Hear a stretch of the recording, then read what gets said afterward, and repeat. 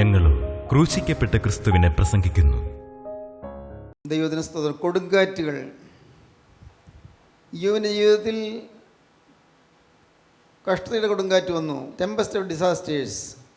യോബിൻ്റെ ജീവിതത്തിൽ രോഗത്തിൻ്റെ കൊടുങ്കാറ്റ് വന്നു, ദ ടെമ്പസ്റ്റ് ഓഫ് ഡിസീസസ്. യോബിൻ്റെ ജീവിതത്തിൽ നിരാശയുടെ കൊടുങ്കാറ്റ് വന്നു, ദ ടെമ്പസ്റ്റ് ഓഫ് ഡെസ്പെയർ. ദൈവത്തിന് സ്തോത്രം. സങ്കടകരമായ കാര്യം പിന്നെ വന്നത്, യോബിൻ്റെ ജീവിതത്തിൽ വന്നത് ടെമ്പസ്റ്റ് ഓഫ് സെൽഫ് റൈറ്റിയസ്നെസ്, സ്വന്തം ഹൃദയത്തിൽ തന്നെയുള്ളതായ സ്വയനീതിയുടെ കൊടുങ്കാറ്റ്. പിന്നെയുള്ള അധ്യായങ്ങളൊക്കെയും വായിക്കുമ്പോൾ കാണാം, ആദ്യ 2 അധ്യായം കഴിഞ്ഞ് 38-ാം അധ്യായം വരെ വായിക്കുമ്പോൾ കാണാം യോബ് വാദിക്കുകയാണ്. അതിൻ്റെ ഇടയ്ക്ക് സ്നേഹിതന്മാർ പറയുന്ന വാക്കുകളുണ്ട്. എന്നാൽ യോബ് പറയുന്നിടത്തെല്ലാം യോബിൻ്റെ സ്വയം മുഴച്ചു നിൽക്കുകയാണ്. അവിടെ സ്വയം എന്നാണ് അവിടെ പുറത്ത് കാണുന്നത്.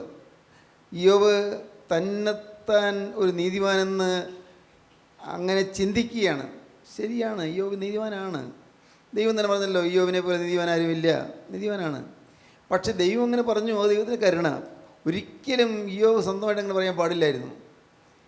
യോബിന് സ്വന്തമായിട്ട് ഞാൻ നീതിമാനെന്ന് തോന്നാൻ പാടില്ലായിരുന്നു. അവിടെയാണ് തെറ്റുപറ്റിയത്. സ്വയനീതിമാൻ എന്നുള്ളതായ ആ ചിന്താഗതി ഒരു കൊടുങ്കാറ്റ് പോലെ യോബിനെ ചുഴറ്റി അടിച്ചു. ആ കൊടുങ്കാറ്റിൽ യോബ് വീണുപോയി. ആ വലിയ കൊടുങ്കാറ്റ്, സ്വയനീതിയുടെ കൊടുങ്കാറ്റ്. ദൈവത്തിന് സ്തോത്രം. സഹോദരങ്ങളെ, നമ്മൾ പലരും പല നല്ല കാര്യങ്ങൾ ചെയ്യുന്നവരാണ്.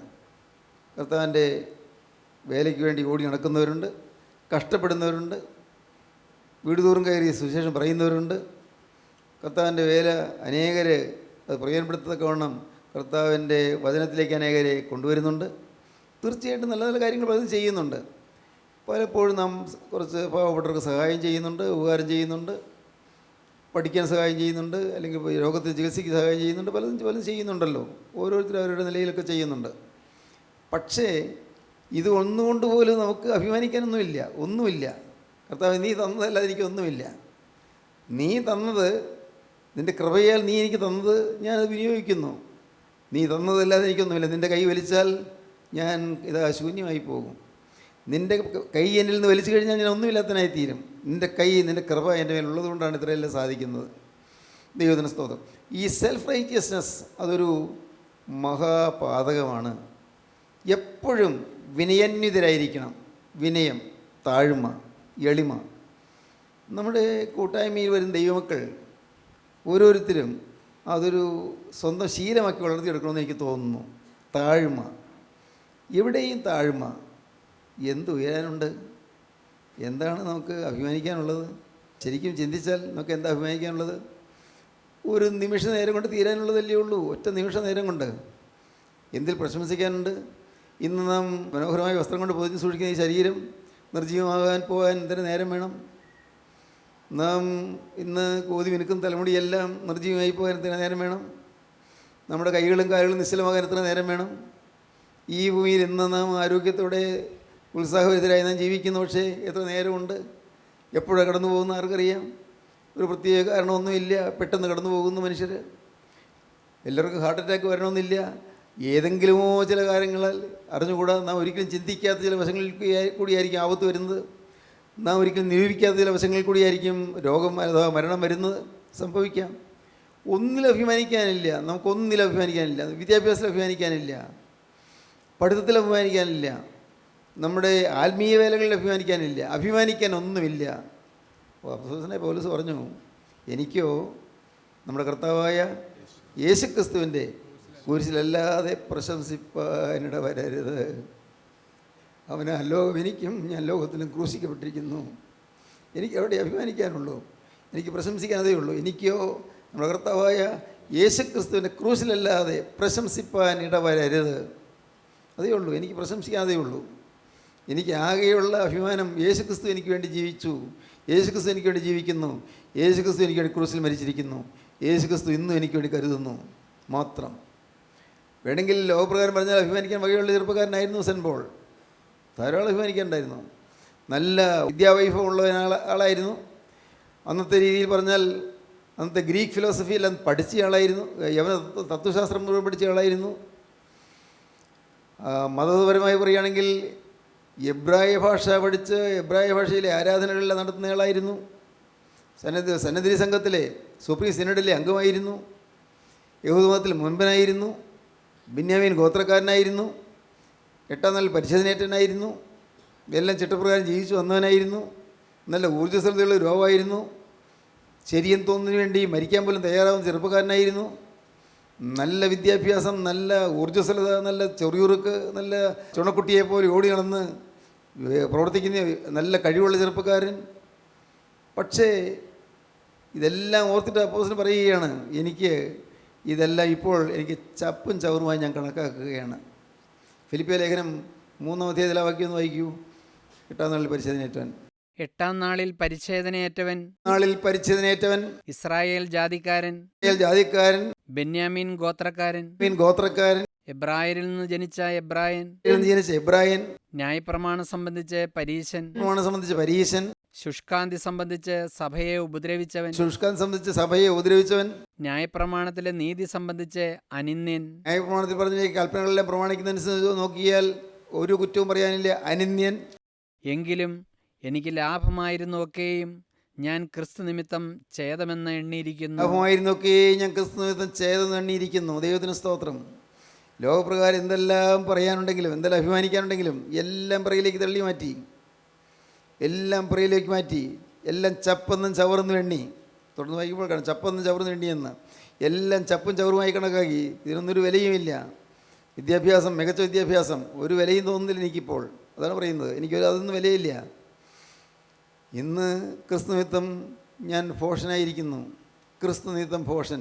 കൊരിന്ത്യലേഖനത്തിൽ പറയും, ഞാൻ ക്രിസ്തു നിമിത്തം ഭോഷനായിരിക്കുന്നു. ക്രിസ്തു നിമിത്തം ഭോഷൻ. Fool for Christ sake. ക്രിസ്തുവിന് വേണ്ടി ഞാനൊരു മണ്ടനായിരിക്കുന്നു. Fool for Christ sake. ദൈവത്തിന് സ്തോത്രം. അതിൻ്റെ ഓരോ അക്ഷരങ്ങളും ആദ്യം എടുത്താൽ FFCS എന്ന് കിട്ടും. FFCS. സെൻറ്റ് പോളിൻ്റെ ഡിഗ്രി FFCS ആയിരുന്നു. Fool for Christ sake. നെറ്റിപ്പട്ടം, ഇവൻ യഹോവയ്ക്ക് വിശുദ്ധം.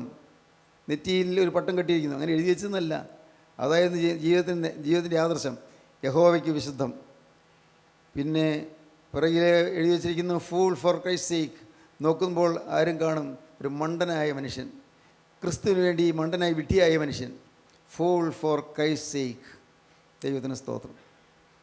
അപ്പോൾ ഇതെല്ലാം തുറന്നു പറയാൻ മടിയില്ല, തുറന്നു പറയുകയാണ്. എനിക്കാകെയുള്ള സമ്പത്ത് ക്രിസ്തു എന്നെ സ്നേഹിക്കുന്നുള്ളത് മാത്രം. എൻ്റെ പ്രിയ സഹോദരങ്ങളോട് ഞാൻ പറയട്ടെ, നിങ്ങളത് കാണണം. നിങ്ങൾ എന്തോരം വലിയ പുരാതന കുടുംബമായാലും ശരി, മെത്രാച്ചന്മാരുടെ കുടുംബമായാലും ശരി, അല്ല അച്ഛന്മാരുടെ കുടുംബമായാലും ശരി, അല്ല നിങ്ങൾ വലിയ രാഷ്ട്രീയ നേതാക്കന്മാരുടെ കുടുംബമായാലും ശരി, നിങ്ങൾക്ക് എന്തെല്ലാം പദവികളും പ്രതാപങ്ങളും പ്രൗഢികളും ഉണ്ടെങ്കിലും ശരി, എന്തെല്ലാം ഉണ്ടെങ്കിലും ദൈവത്തിന് സ്തോത്രം, നിങ്ങൾ ഓർത്തുകൊള്ളണം, കർത്താവേ ഞാൻ എല്ലാം പൂജ്യം, ഒന്നും മാന്യമായി ഞാൻ കാണുന്നില്ല. കർത്താവേ നീ എന്നെ സ്നേഹിച്ചു എന്നുള്ളത് മാത്രമാണ് എൻ്റെ സ്വത്ത്. ഹല്ലേലൂയ, ദൈവത്തിന് സ്തോത്രം. നീ എന്നെ സ്നേഹിച്ചു എന്നുള്ളത് മാത്രമാണ് എൻ്റെ ധനം. എന്നോട് നിനക്ക് കരുണ തോന്നി എന്നുള്ളതാണ് എൻ്റെ ധനം. എൻ്റെ നീചാവസ്ഥയിൽ എന്നെ കടന്നു വന്ന് എന്നെ അവിടെ നിന്ന് പിടികൂടി എന്നുള്ളതാണ് എൻ്റെ സ്വത്ത്. ഞാൻ ഒന്നും അറിയാതിരുന്ന സമയത്ത്, ഒന്നും വിവരമില്ലാതിരുന്ന സമയത്ത്, ആത്മീയം എന്താണെന്ന് പോലും അറിയാത്ത സമയത്ത് നീ എന്നെ സ്നേഹിച്ച് എൻ്റെ പിന്നാലെ നടന്ന് നീ എത്രയോ നാളുകൾ പിന്നാലെ നടന്ന് അവസാനം എന്നെ ചാടിപ്പിടിച്ചു എന്നുള്ളതാണ് എൻ്റെ സ്വത്ത്. സ്തോത്രം. മനസ്സിലാകുന്നു? ഇതെല്ലാം ഞാൻ അനുഭവിച്ച കാര്യങ്ങളാണ്. എത്രയോ കാലം കർത്താവിൻ്റെ പുറകെ നടന്നു. ഞാൻ കരഞ്ഞ് വിഷാദിച്ച് നടന്നപ്പോൾ കർത്താവ് പുറകെ ഉണ്ടായിരുന്നു, ഞാൻ അറിഞ്ഞില്ല. ഞാൻ അനാഥനാണെന്ന് പറഞ്ഞ് കരഞ്ഞപ്പോൾ കർത്താവ് കൂടി ഉണ്ടായിരുന്നു, ഞാൻ അറിഞ്ഞില്ല. അപ്പനില്ലാത്ത മോനാണെന്ന് പറഞ്ഞ് കരഞ്ഞപ്പോൾ കർത്താവ് കൂടി ഉണ്ടായിരുന്നു, ഞാൻ അറിഞ്ഞില്ല. കർത്താവ് പുറകെ നടക്കുകയായിരുന്നു എന്നെ ഒന്ന് പിടികൂടാൻ, എന്നെ ഒന്ന് പിടിച്ചെടുക്കാൻ. ദൈവത്തിന് സ്തോത്രം. ദൈവത്തിൻ്റെ വലിയ നാമം മഹത്വപ്പെടട്ടെ. ദൈവത്തിന് സ്തോത്രം. അഗതിയെപ്പോലെ വലഞ്ഞപ്പോൾ, മനസ്സ് നിരാശപ്പെട്ട് ഉഴുന്നപ്പോൾ, എല്ലാം മ്ലാനമായി തീർന്നപ്പോൾ, ദൈവത്തിന് സ്തോത്രം, എല്ലാം മ്ലാനം വാടിയ മുഖത്തോടെ ഞാനും അമ്മയും പെങ്ങളും ഞങ്ങൾ പരസ്പരം മുഖത്തോട് മുഖം നോക്കിയിരുന്നപ്പോൾ അന്ന് കർത്താവ് ഉണ്ടായിരുന്നു. കർത്താവ് അതെല്ലാം നോക്കിക്കൊണ്ട് നിശബ്ദനായി നിൽക്കുകയായിരുന്നു. കർത്താവ് ഒരു തക്ക സമയം കാണാൻ, തക്ക സമയം കിട്ടാൻ കർത്താവ് കാത്തിരിക്കുകയായിരുന്നു. ദൈവത്തിന് സ്തോത്രം. 17-ാമത്തെ വയസ്സിൽ കർത്താവ് എന്നെ ചാടിപ്പിടിച്ചു. കർത്താവിൻ്റെ കയ്യിൽ ഞാൻ ഒതുങ്ങി. ഞാൻ പിടികൊടുത്തു. ദൈവത്തിന് സ്തോത്രം. ഞാൻ അറിഞ്ഞല്ല, ഞാൻ മുൻകൂട്ടി കരുതിയല്ല. ആ സ്നേഹം എന്നെ കടന്നു പിടിച്ചു. ദൈവത്തിന് സ്തോത്രം. ഞാൻ ആ വാക്ക് ആവർത്തിക്കുകയാണ്, കടന്നു പിടിച്ചു. ഞാൻ തേടിച്ചെന്നില്ല, ഞാൻ പ്രാർത്ഥിച്ചില്ല, ഞാൻ ആവശ്യക്കാരനായിരുന്നില്ല. കാരണം എൻ്റെ നോട്ടത്തിൽ ഞാൻ നീതിമാനായിരുന്നു. എൻ്റെ നോട്ടത്തിൽ ഞാൻ ഒരു കാര്യത്തിൽ കുറ്റമറ്റ നിൽക്കുന്നവനായിരുന്നു. അതുകൊണ്ട് ഞാൻ അപേക്ഷിച്ചില്ല, ആവശ്യപ്പെട്ടില്ല. നീ എൻ്റെ ഹൃദയത്തിലേക്ക് വരണമേ ഞാൻ ചോദിച്ചില്ല. കാരണം എൻ്റെ ഹൃദയത്തിൽ കുഴപ്പമൊന്നുമില്ലല്ലോ എന്നായിരുന്നു എൻ്റെ വിചാരം. ഞാൻ പാവമൊന്നും ഇല്ലല്ലോ എന്നായിരുന്നു. ഒരു നീതിമാനെ പോലെ, പരീശനെ പോലെയായിരുന്നു ഞാൻ. പരീശൻ. ദൈവത്തിന് സ്തോത്രം. ഓർക്കുമ്പോൾ ചിലപ്പോൾ ലജ്ജ തോന്നും. അന്ന് അനുഗ്രഹിക്കപ്പെട്ട ദൈവദാസന്മാർ പ്രാർത്ഥിക്കുമ്പോൾ എനിക്ക് പുച്ഛമായിരുന്നു. ഇതൊക്കെ അച്ഛന്മാർ ചെയ്യേണ്ട പ്രാർത്ഥന, ഈ മനുഷ്യരെന്താണ്, ഈ അയ്മേനികൾ എന്തിനാണ് ഇതൊക്കെ ചൊല്ലുന്നതെന്നായിരുന്നു. അവർക്ക് സ്വന്തമായിട്ട് പ്രാർത്ഥിക്കുന്നത് എന്താണെന്നായിരുന്നു എൻ്റെ ചിന്ത. തനത് പ്രാർത്ഥന, ധ്യാന പ്രാർത്ഥന എനിക്ക് ഇഷ്ടമായിരുന്നില്ല. ഞങ്ങളുടെ പള്ളിയിലെ കൺവെൻഷനിൽ ചിലർ ദൈവമക്കൾ ചിലരിരുന്ന് സ്തോത്രം എന്ന് പറയുമ്പോഴേക്കും എനിക്ക് അവജ്ഞയായിരുന്നു. എനിക്ക് ഒരു വിധത്തിൽ പറഞ്ഞാൽ അവരോട് പുച്ഛമായിരുന്നു. വിദ്യാഭ്യാസം ഇല്ലാത്ത ആളുകൾ, വിദ്യാഭ്യാസമൊന്നുമില്ല, ഇവരെന്തൊക്കെയാണ് കാണിക്കുന്നത്, ഒരു പുച്ഛത്തോടെ നോക്കിയത്. ഞാൻ ആരോടും പറഞ്ഞിട്ടൊന്നുമില്ല. പക്ഷേ ഉള്ളിലൊരു മഹാനീതിമാനായിട്ടിരിക്കുകയായിരുന്നു. അപ്പോഴും കർത്താവിൻ്റെ കണ്ണീര് തുടച്ചുകൊണ്ട് എന്നെ ചാടിപ്പിടിച്ചു. എന്നെ നോക്കി കരഞ്ഞുകൊണ്ടിരുന്ന കർത്താവ് എന്നെ ചാടിപ്പിടിച്ചു. ദൈവത്തിന് സ്തോത്രം. എൻ്റെ ഒന്നുമില്ലായ്മ കണ്ടിട്ടും, ഞാൻ അഹങ്കരിക്കുന്ന മനുഷ്യനെ കണ്ടിട്ട് കർത്താവ് ചാടിപ്പിടിച്ചു. ദൈവത്തിന് സ്തോത്രം. കർത്താവ് എന്നോട് മനസ്സിൽ തോന്നി. ഇന്ന് ഈ വാക്കുകൾ കേട്ടുകൊണ്ടിരിക്കുമ്പോൾ നിങ്ങൾക്ക് പിടികൊടുക്കാൻ പറ്റുമോ? യേശുവിൻ്റെ കയ്യിലേക്ക് പിടികൊടുക്കാമോ? കർത്താവേ, നാളുകൾ നീ എൻ്റെ പുറകെ നടന്നല്ലോ. ഞാൻ വഴക്കടിച്ചുകൊണ്ടിരുന്നപ്പോൾ നീ എൻ്റെ പുറകെ നടന്നല്ലോ. ഭാര്യയുമായി കലമ്പൽ കൂട്ടിയപ്പോൾ നീ എൻ്റെ പുറകെ വന്നല്ലോ. എൻ്റെ കർത്താവേ, ഭർത്താവിനോട് അനുസരണക്കേട് കാണിച്ച് ഞാൻ ധിക്കാരം പറഞ്ഞപ്പോൾ കർത്താവേ, നീ ദുഃഖിച്ചുകൊണ്ട് നിൽക്കുന്നുണ്ടായിരുന്നല്ലോ. എൻ്റെ കർത്താവേ, ഞാൻ എൻ്റെ ജീവിതം ശപിച്ചുകൊണ്ടിരുന്നപ്പോൾ, എനിക്കിതെല്ലാം വന്നു എന്ന് പറഞ്ഞ് ഞാൻ ശപിച്ചുകൊണ്ടിരുന്നപ്പോൾ നീ സങ്കടത്തോടെ എൻ്റെ പുറകെ നിൽക്കുന്നുണ്ടായിരുന്നല്ലോ. എൻ്റെ കർത്താവേ, എന്നെ ഒന്ന് പിടികൂടാൻ ഒരു തക്ക സമയം നോക്കി നീ കാത്തു നിൽക്കുകയായിരുന്നല്ലോ. ദൈവത്തിന് സ്തോത്രം. സ്നേഹിതരെ, നിങ്ങളിപ്പോൾ ദൈവത്തോട് പറയണം, കർത്താവേ, ഇന്ന് ഇപ്പോൾ തന്നെ നിൻ്റെ ആണിപ്പാട് കരവനെ പിടിക്കണമേ എന്ന്, നിൻ്റെ അത്രക്കരവനെ പിടിക്കണമേ എന്ന്, എന്നെ പിടിച്ച് അടുപ്പിക്കണമേ എന്ന്, നിൻ്റെ മുറിഞ്ഞ മാറിലേക്ക് എന്നെ ചേർത്ത് അണയ്ക്കണമേ എന്ന്, നിൻ്റെ തിരുരക്തം എൻ്റെ സിരകളിലൂടെ ഒഴുകുവാൻ നീ മനസ്സറിയണമേ എന്ന്, യേശുവേ, നിൻ്റെ എതിർക്കരം എൻ്റെ തലമേൽ വെക്കണമേ എന്ന് പ്രാർത്ഥിക്കണം. പ്രിയപ്പെട്ടവരെ, നിങ്ങൾ യാചിക്കണം ദൈവത്തോട്, കർത്താവിനോട് പ്രാർത്ഥിക്കണം. കർത്താവേ, നാഥ, ഇത്രയും കാലം ഞാൻ പാഴാക്കിക്കളഞ്ഞു. എൻ്റെ പിന്നാലെ ഒരു യാചകനെ പോലെ നടന്നുകൊണ്ടിരുന്ന യേശുവിനെ ഞാൻ കണ്ടില്ല. എൻ്റെ പിന്നാലെ ഒരു അഭയാർത്ഥിയെ പോലെ നടന്ന യേശുവിനെ ഞാൻ കണ്ടില്ല. യേശുവേ, നിനക്ക് ഞാൻ അഭയം തന്നില്ല. എൻ്റെ ഹൃദയത്തിൽ നിനക്ക് ഞാൻ തലയായിപ്പിടം തന്നില്ല. നല്ല കാലങ്ങളെല്ലാം നഷ്ടപ്പെട്ടു പോയല്ലോ. പ്രായം ഇത്രയും ആരെയായല്ലോ. നല്ല കാലങ്ങളെല്ലാം പോയല്ലോ. കർത്താവേ, ഇനി തുച്ഛ സമയം മാത്രം, അല്പം മാത്രം നേരം. ദൈവത്തിന് സ്തോത്രം. കർത്താവേ, ഈ ഉള്ള കാലം ഓരോ നിമിഷവും യേശുനാഥ, നിനക്ക് വേണ്ടി മാത്രമായി ഞാനിത് അർപ്പണം ചെയ്യുന്നു. എനിക്ക് വേറൊന്നും പറയാൻ അറിഞ്ഞുകൂടെ കർത്താവേ. ഈ ആയുസ് നിനക്ക് വേണ്ടി സമ്പൂർണ്ണമായും വേർതിരിക്കപ്പെടുവാൻ ഞാൻ കൊതിച്ചുകൊണ്ട് ഇപ്പോൾ അതിൻ്റെ കുരിശ് ചുവട്ടിലേക്ക് വന്ന് വീഴുന്നു. കർത്താവേ, ന്യായം പറയാൻ എനിക്കൊന്നുമില്ല, അവകാശം പറയാൻ എനിക്കൊന്നുമില്ല. എല്ലാം ലജ്ജാകരമായ കാര്യങ്ങൾ മാത്രം. നടന്ന ജീവിതം മുഴുവൻ ലജ്ജാകരമായ വഴികൾ. ഞാൻ അഹങ്കാരത്തോടെ ജീവിച്ചതല്ല, ലജ്ജാകരമായ കാര്യങ്ങൾ. ഞാൻ ചെയ്തതും നിരൂപിച്ചതും പ്രവർത്തിച്ചതും കർത്താവേ, ഞാൻ പറഞ്ഞതുമെല്ലാം ലജ്ജാകരമായ സ്വഭാവം. എൻ്റെ കർത്താവേ, എന്നാൽ ഇന്നിതാ ഞാൻ വരുന്നത് ഒരു യാചകനെ പോലെയാണ്. കർത്താവേ, ദരിദ്രനെ പോലെയാണ്. ആത്മാവിൽ ദരിദ്രരായവർ ഭാഗ്യവാന്മാർ, സ്വർഗരാജ്യം അവർക്കുള്ളത്. ഇതാ ഞാൻ നിൻ്റെ അടുക്കിലേക്ക് വരുന്നു. നിൻ്റെ ആ മുറിഞ്ഞ പാദത്തിലേക്ക് വന്ന് ആ പാദം ഞാൻ കെട്ടിപ്പിടിക്കുന്നു. ദൈവത്തിന് സ്തോത്രം. സെൽഫ് റൈറ്റിയസ്നെസ്സിനോട് ഞാൻ യാത്ര പറയുന്നു, സ്വയനീതിയോട് ഞാൻ യാത്ര പറയുന്നു. കർത്താവെ, കൊടുങ്കാറ്റ് പോലെ എൻ്റെ മേൽ ആഞ്ഞടിച്ച് വീശി എന്നെ തകർത്ത് കളയുന്ന ഈ സ്വയം നീതിയെ കർത്താവേ, നീ ഇപ്പോൾ തകർത്ത് തരണമേ. കർത്താവേ, എൻ്റെ ജീവനുള്ള ദൈവമേ, എന്നെ തകർക്കുന്ന സ്വയം നീതിയെ യേശുവെ നീ തകർത്ത് തരണമേ. ദൈവത്തിന് സ്തോത്രം. കർത്താവേ, ഈ സ്വയം നീതിയുടെ കൊടുങ്കാറ്റിൽ ഞാനിത് ആടി ഉലയുന്നു. കർത്താവേ, എൻ്റെ ആത്മീയ ജീവിതം പാഴായി പോകുന്നു. കർത്താവേ, എൻ്റെ ആത്മീയ ജീവിതത്തിൻ്റെ എല്ലാ നല്ല വശങ്ങളെല്ലാം പാഴായി പോകുന്നു. നല്ലവനെ യേശുവേ, നീ ഇപ്പോൾ കടന്നു വന്ന് എൻ്റെ എല്ലാ സ്വയനീതീകരണത്തെയും തകർക്കണമേ. സ്വന്തം നീതിയെ തകർത്ത് കളയണമേ. എന്നെ നീ ഒന്ന് വിശുദ്ധീകരിക്കണമേ. Hallelujah, hallelujah. ദൈവത്തിന് സ്തോത്രം. നിങ്ങൾ പ്രാർത്ഥിക്കണം പ്രിയപ്പെട്ടവരെ, ദൈവത്തോട് യാചിക്കണം. കർത്താവേ, നിങ്ങൾ തുറന്നു പറയണം, കർത്താവേ, അഭിമാനാർഹമായി ഒന്നുമില്ല, സ്തോത്രം, പ്രശംസാർഹമായി ഒന്നുമില്ല കർത്താവേ, എനിക്ക് തന്നെ തൃപ്തിപ്പെടാൻ പറ്റിയതായി ഒന്നുമില്ല, എല്ലാം എല്ലാം എല്ലാം പൂജ്യം മാത്രം. ദൈവത്തിന് സ്തോത്രം. എൻ്റെ വിദ്യാഭ്യാസം പൂജ്യം, എൻ്റെ മക്കൾ പൂജ്യം, എൻ്റെ കുടുംബം പൂജ്യം, എൻ്റെ തലമുറ പൂജ്യം, എൻ്റെ കർത്താവേ എൻ്റെ പാരമ്പര്യം പൂജ്യം, കർത്താവേ എൻ്റെ ആരോഗ്യം പൂജ്യം, എല്ലാം എല്ലാം പൂജ്യം. എന്നാൽ യേശുവേ, നീ ഒരാൾ വന്നാൽ ഈ പൂജ്യത്തിനെല്ലാം വിലയുണ്ടാകും നീ അറിയുന്നു. ഒന്നിട്ടതിന് ശേഷം ഒരു പൂജ്യം വന്നാൽ 10 ആകും, ഒന്നിട്ടതിന് ശേഷം 2 പൂജ്യം വന്നാൽ 100 ആകും. ഈ പൂജ്യങ്ങളെല്ലാം അതിൻ്റെ മുൻപ് യേശുവേ നീ ഒന്ന് വരണമേ, നീ ഒന്ന് വന്ന് ഈ പൂജ്യങ്ങളുടെ മുമ്പിൽ കയറി നിൽക്കണമേ. ഹല്ലേലൂയ. എന്നെ നീ വിലയുള്ളവനാക്കി തീർക്കണമേ, എന്നെ നീ മാന്യനാക്കി തീർക്കണമേ, എൻ്റെ പാവങ്ങളൊന്നും ഓർക്കല്ലേ, എന്നെ സ്വയം നീ തകർത്ത് കളയണമേ, എന്നെ ഒരു ആത്മാവിൽ എൻ്റെ കർത്താവെ ദരിദ്രനാക്കി തീർത്ത് അത്ഭുതകരമായ സന്തോഷവും സമാധാനം തന്ന് എന്നെ നീ അനുഗ്രഹിക്കണമേ. Hallelujah, hallelujah, hallelujah. ദൈവമക്കളെ, നിങ്ങൾ പ്രാർത്ഥിക്കൂ, കർത്താവിൻ്റെ കരങ്ങളിലേക്ക് നിങ്ങൾ ഏൽപ്പിക്കൂ.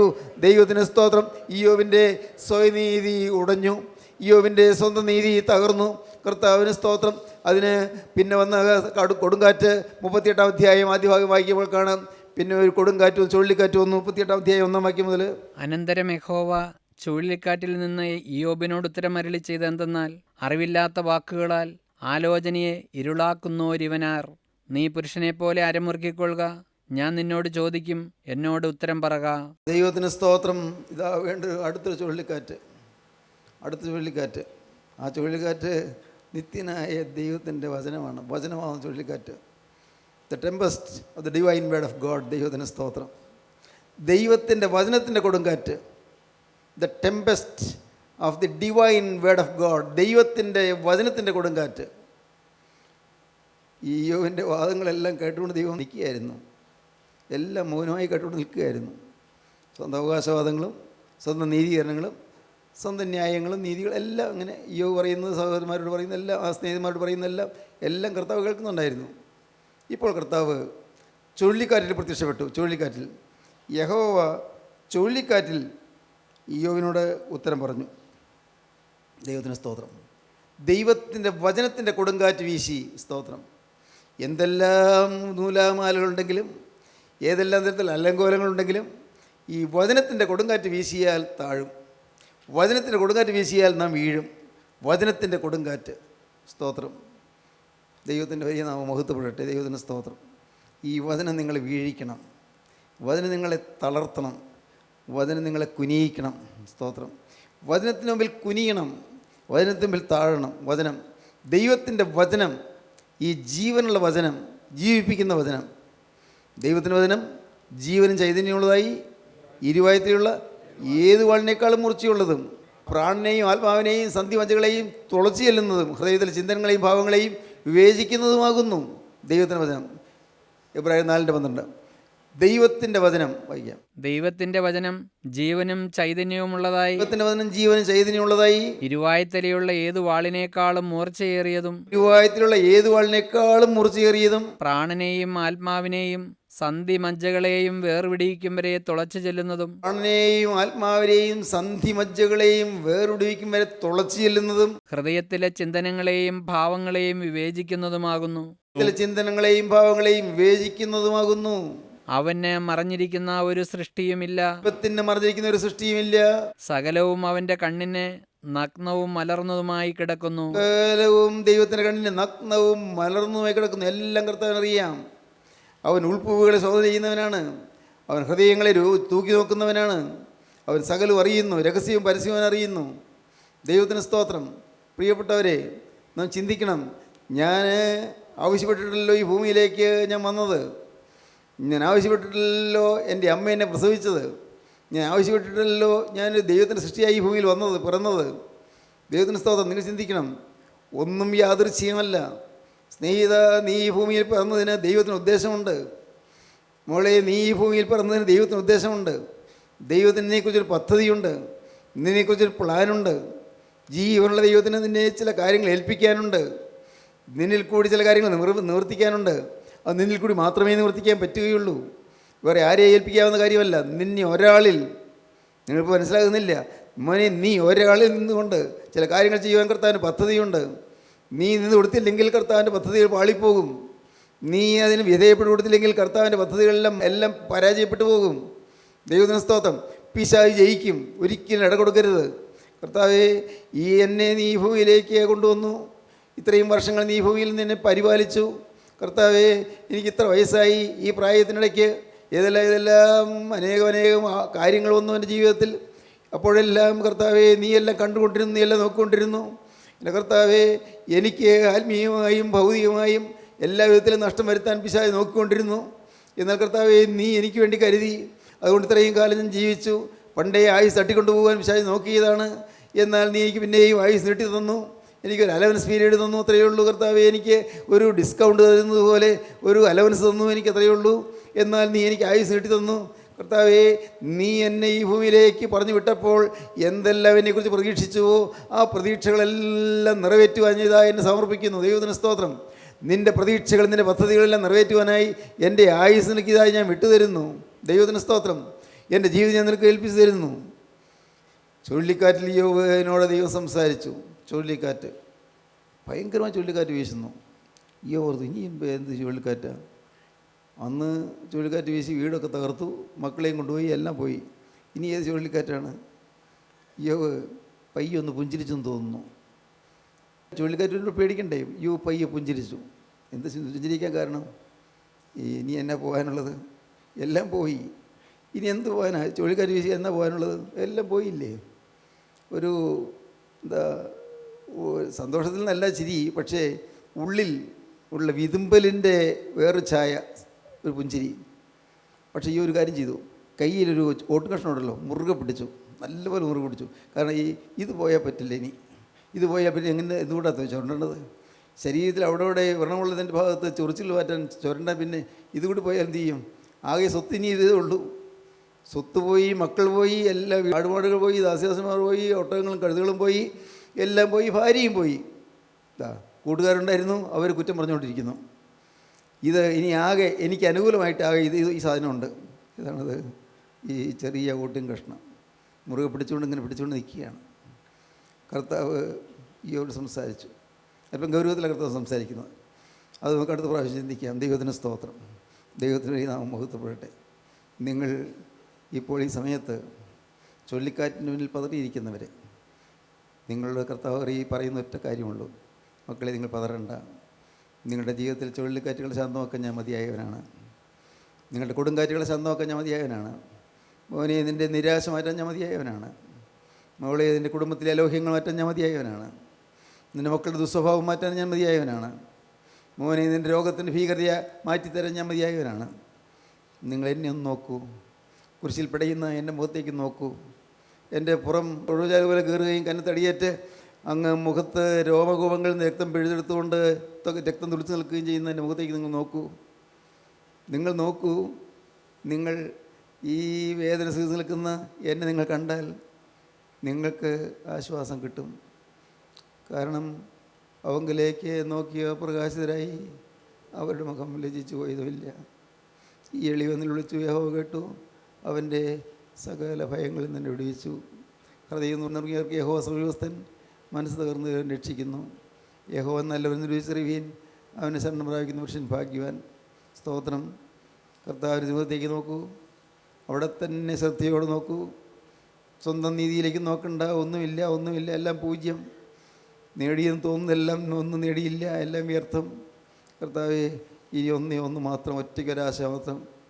ഈ ഭൂമിയിലെ ആയുസ് തീരുന്നതിന് മുൻപ് നിന്നെക്കുറിച്ച് എന്തെല്ലാം ആഗ്രഹിച്ചിട്ടുണ്ടോ അതെല്ലാം നിറവേറ്റി ഒരു പൂർണ്ണ പരിശുദ്ധനായി, ഒരു പൂർണ്ണ വിശുദ്ധനായി യേശുവേ, നിൻ്റെ രണ്ടാമത്തെ കാഹളത്തിന് കേൾക്കുമ്പോൾ എനിക്ക് സ്തുതിയിൽ ഇറങ്ങിൽ പറന്നുയരണം.